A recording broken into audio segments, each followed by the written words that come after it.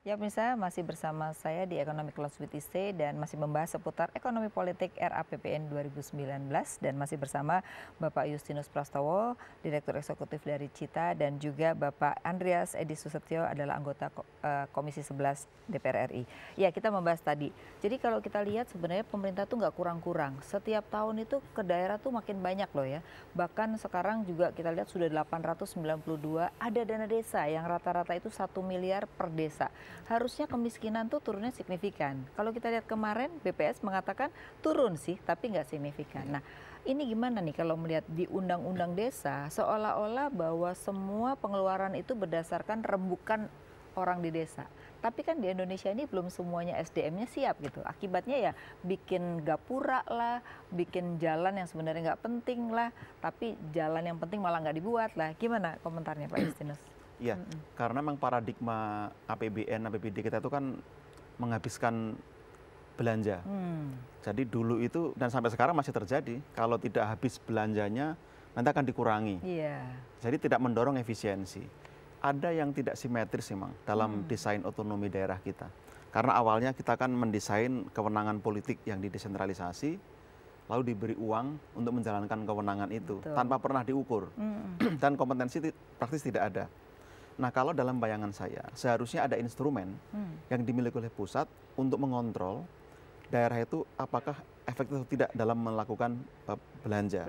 Sehingga dia akan mendapatkan reward kalau dia efektif dan punishment kalau dia tidak efektif. Ini kan tidak dimiliki oleh pemerintah pusat atau Kementerian Keuangan. Bahkan daerah sekarang sudah ditambah dana plus jenis pungutan yang cukup banyak. Betul, PAD-nya juga pajak luar daerah biasa. maupun retribusi daerah yang terlalu banyak. Dan itu pun pemungutan tidak efektif, tidak memperhitungkan tren atau kebutuhan ekonomi nasional. Nah, kalau dalam usulan kami harus diredesain memang bagaimana indikator sampai ke outcome itu diukur.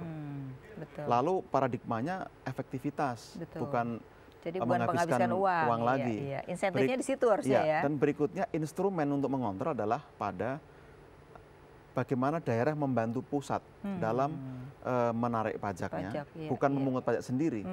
Jadi dalam usulan kami, Pak Andreas, nanti itu jenis pungutan daerah dikurangi, daerah itu diberi insentif kalau membantu penerima pemungutan pajak pusat saja, sehingga dia akan mendapat alokasi lebih banyak. Kalau dia malas, dia akan dihukum.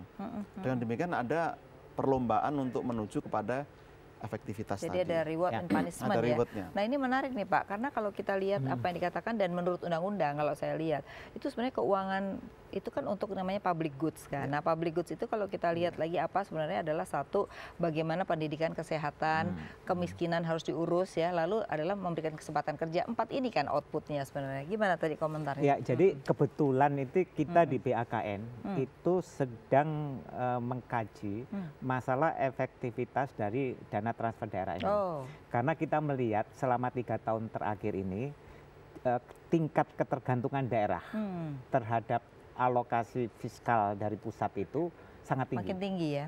Jadi PAD-nya tidak istilahnya itu berkembang naiknya. Nah, semuanya tergantung kepada pusat. Ya, kita melihat di mana titik kritikalnya.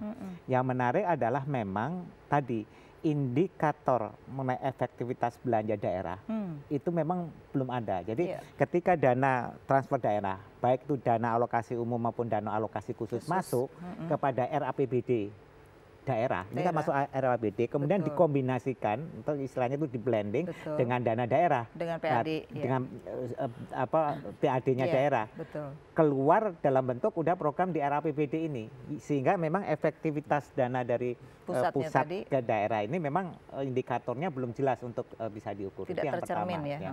Terus yang kedua adalah memang ini istilahnya itu perlu ada katakanlah peningkatan kapasitas building di dalam daerah SDM daerah ini.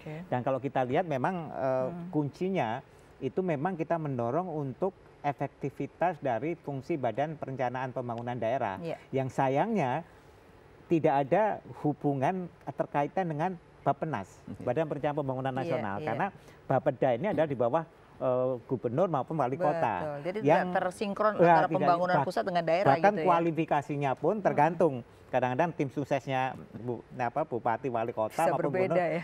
jadi istilahnya itu masuk di menempatin ini. Nah, ini yang sebetulnya perlu istilahnya ditentukan kualifikasi dari pembangunan daerah. Betul. Terus yang ketiga adalah memang harus ada namanya hubungan keuangan pusat dan daerah tadi dengan hubungan otonomi antara pusat dan daerah. Termasuk ini pembangunan, Pak. Termasuk pembangunan kan sekarang masing-masing ya. Iya, pembangunan masing-masing. Nah, inilah sebetulnya yang perlu dihubungkan, karena itu kami itu melihat ini semua, tapi juga khususnya PDI Perjuangan menyorotin sejak dari awal mengenai diskonektivitas antara pembangunan di daerah dengan pusat. Karena itu kita waktu itu mulai mengembalikan seperti konsep GBHN, tapi kita sebut sebagai pembangunan berencana semesta. Karena harus ada grand design-nya. Kalau tidak, masing-masing daerah itu akan jalan sesuai dengan visi misinya bahkan. Harusnya yang ditujukan visi misi nasional. Kemudian mengenai dana desa, kita mengevaluasi ini dan kita udah memberikan semacam pandangan bahwa sebetulnya dana desa dan itu dari pemerintah harus hanya difokuskan kepada sekarang ini dua hal, yaitu pembangunan infrastruktur yang berkaitan dengan pengembangan ekonomi desa dan pemberdayaan masyarakat. Pemberdayaan ekonomi. Ini yang nggak jalan nih Pak. Ini karena desain BUMDes-nya juga ngatur. Tapi sebetulnya kalau kita lihat di ujungnya lagi, dari awalnya itu memang ada kelemahan di dalam undang-undang desa. Karena undang-undang desanya mengatakan bahwa dana desa ini block grant. Jadi yang dimusyawarahkan, penggunaannya dimusyawarahkan bersama. Sehingga semua pihak di desa merasa punya memiliki hak, PKK-nya punya hak, ya kan, Karang Taruna punya hak. Jadi mereka ingin ini dibagi-bagi. Padahal jadi ini mungkin perlu diperbaiki di undang-undang desa ya. Jadi harus ada inisiatif DPR juga dong memperbaiki undang-undang desa. Pak. Ini salah satunya. Tapi sembari menunggu undang-undang ini, kementerian bisa kemudian membuat alokasinya untuk ini.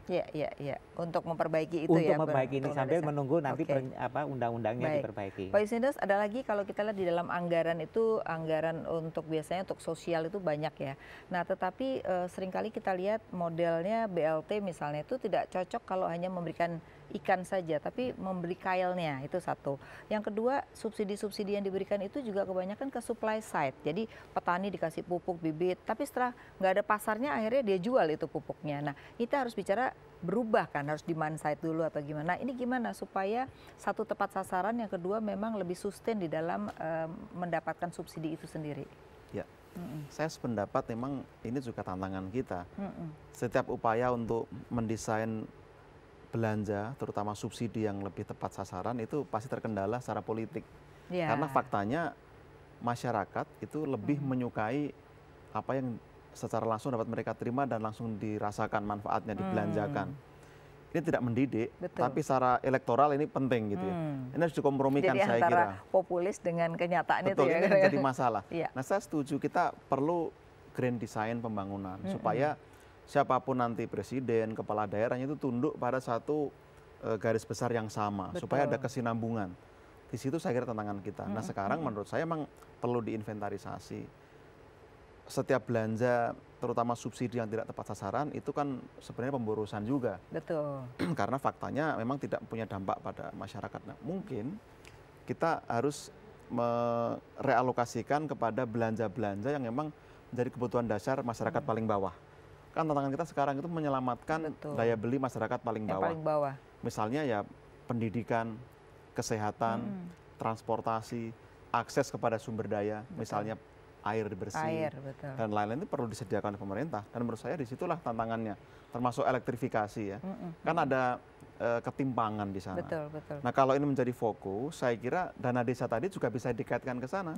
Indikator di desa itu apa, dibuat listnya, lalu dibuat ukuran bersama, sehingga meskipun itu block grant tapi akan berpengaruh kepada alokasi tahun berikutnya. Gitu. Jadi kemarin itu kan ada polisi Pak Jokowi adalah 30% tuh harus padat karya kan. Tapi memang susah juga kalau padat karyanya itu untuk infrastruktur, yang bisa masuk tuh tukang-tukang yang mengerti, tapi orang miskin tidak bisa akses terhadap kesempatan kerja itu. Nah, akhirnya jadi kemiskinannya nggak turun secara signifikan begitu. Ini yang menarik Bu Afi. juta tenaga kerja kita itu lulusan SD. Iya, iya. Jadi vokasi tadi ada tantangan juga. Vokasi itu kan untuk yang SLTA sebenarnya. Nah, bagaimana kita juga mengupgrade yang lulusan SD ini.